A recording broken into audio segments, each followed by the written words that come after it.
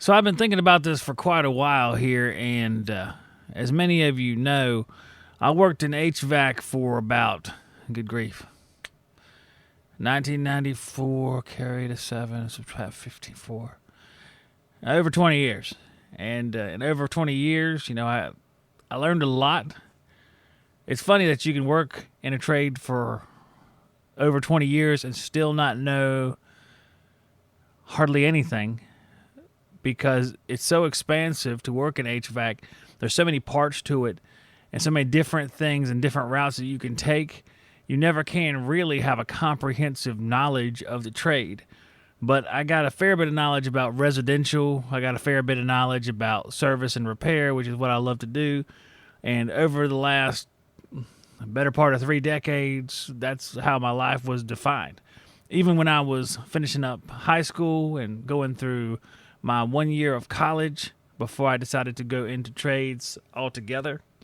I didn't flunk out of college, by the way. I just decided not to go back because I didn't know what I wanted to do as far as college. So I went to college 1 year at UNCW and just went into trades full time. I got my contractor's license at a really young age. At the age of 19, in 1999, I got my contractor's license. So I always wondered if I was like the youngest person to ever get a contractor's license. Not that that makes me any better or worse, but I was just curious about it. And I don't know how to go about finding that information out because I feel like I should get some kind of trophy.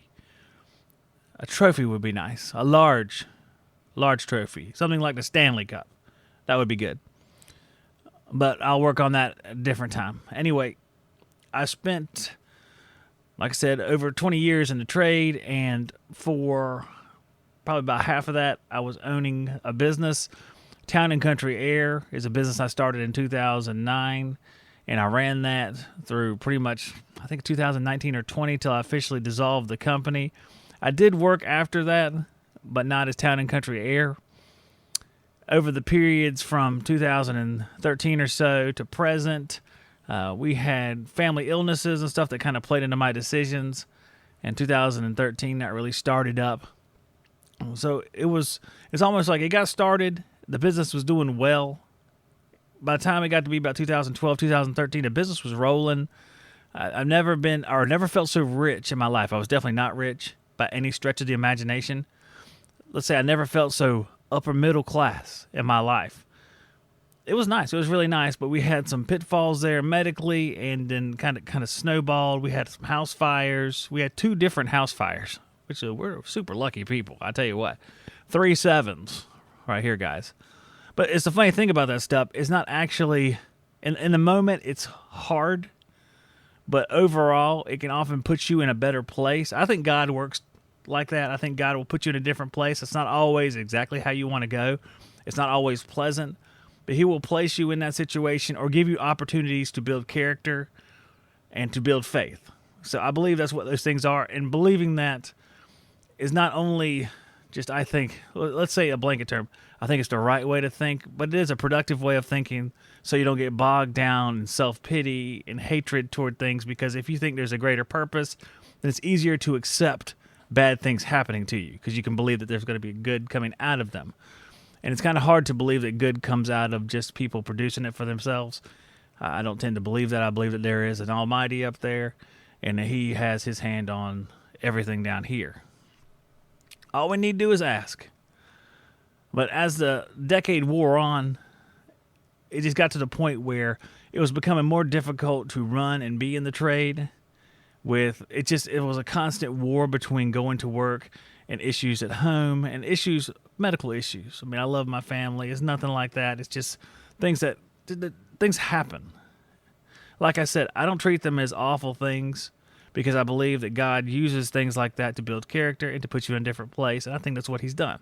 In 2017, I started the HVAC Shop Talk podcast under the name Working Joe's.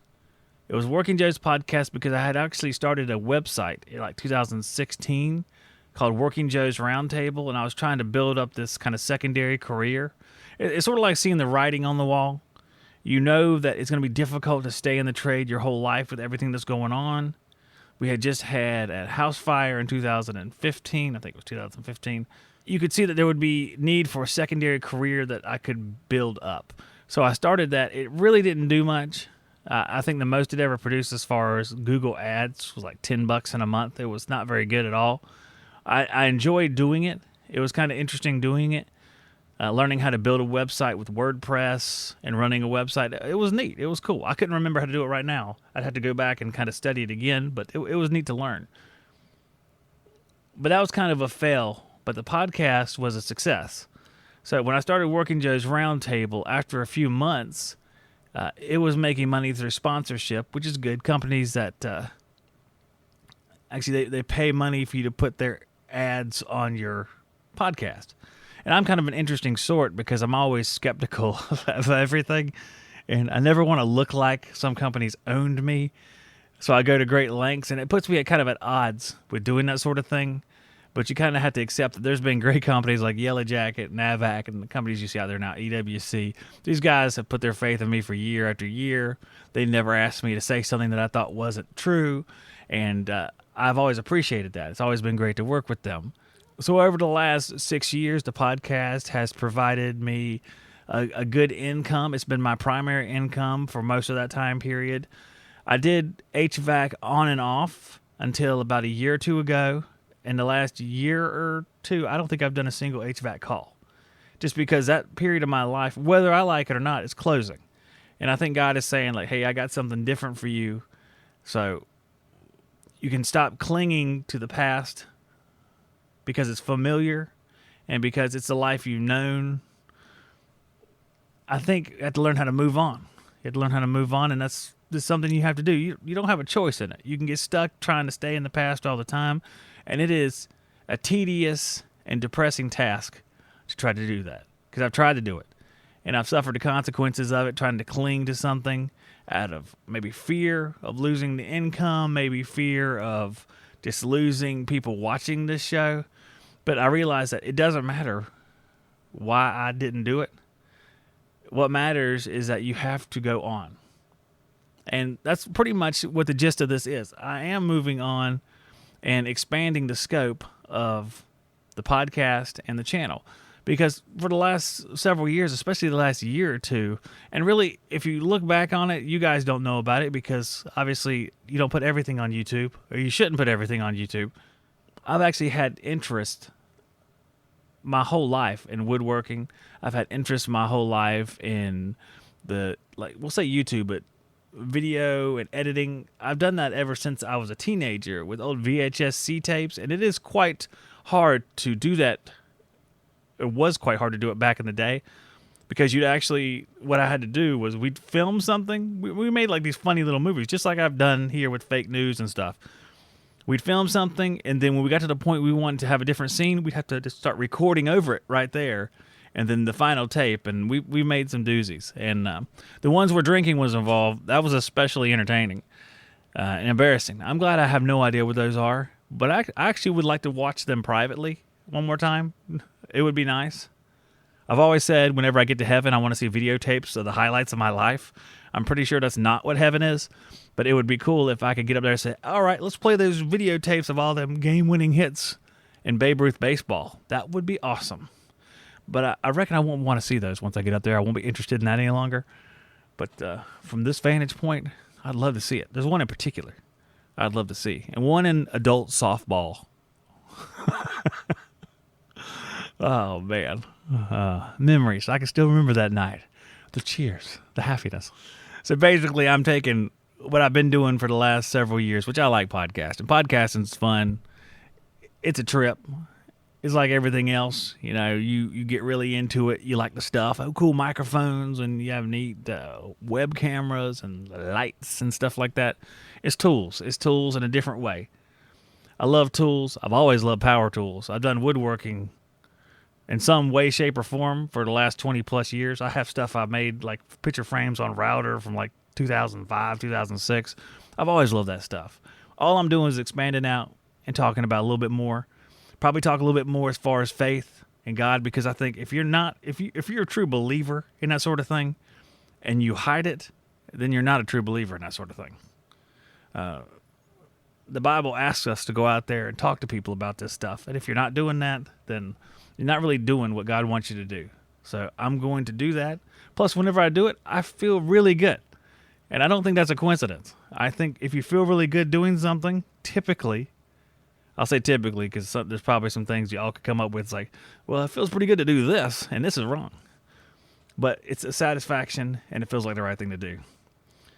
Continue talking about power tools. Like I said, I love power tools, man. I love them. And I love underdog power tools. I have a video that's going to drop later on, maybe even today, that is about the Hyper Tough brushless 3/8 stubby impact driver. It looks impact wrench. It looks just like the Milwaukee M12 stubby. I mean, it is uncanny, and it actually does pretty good. So I'm going to put that video up. You guys can watch that. I don't know if all you HVAC guys are going to watch all this stuff. I really don't know. I ask you to try it. I think you might enjoy it because I think a lot of our interests are similar. I've noticed a lot of HVAC guys like music. I make music. You might see some of that on there. A lot of HVAC guys like woodworking. They like tools. So hopefully that's a common thread. And give it a shot. I know that everybody's not going to be extremely satisfied with this. And I think that's probably to be expected. And I'm not offended that if you say like, oh, I don't want to watch this other stuff. I'm not offended by that. I'm just saying that I'm at a point where that's where it needs to go. And that's just where I'm at. And I hope you give it a shot. I don't think there's be too much dissatisfaction since we're all basically very similar. Man creatures, 95% of us watching this. And probably add some new people over here. I have a tool shop channel. And I'm going to put, I'll probably put this video on both the channels. I have a tool shop channel. And I have the HVAC Shop Talk podcast and YouTube channel. The tool channel is a completely separate entity, and it's going to merge with this. So maybe some of those guys are coming over here. We'll talk about some power tools too. That's pretty much the gist of what I'm talking about. I'm going to rename it Zack Talk Shop because HVAC Shop Talk and Zack Talk Shop are pretty similar. So you can see the jump is not too far. I had some other names that were quite far away, and I decided let's make it something that's kind of branches off the old name because I'm still the same guy. Some of the content's going to be the same anyway. So that's the idea. I hope you guys enjoy it. I hope you stick with me, and I know we're going to have a good time. I know we're going to have a lot of fun. I know we're going to probably do live streams here too. Give it a shot. Let me know what you think in the comments. Give me a like if you enjoyed this video. Subscribe if you think this might be the sort of thing that you would like to watch. And I will see you guys on the next one. God bless all of you. Go away. Go away. The show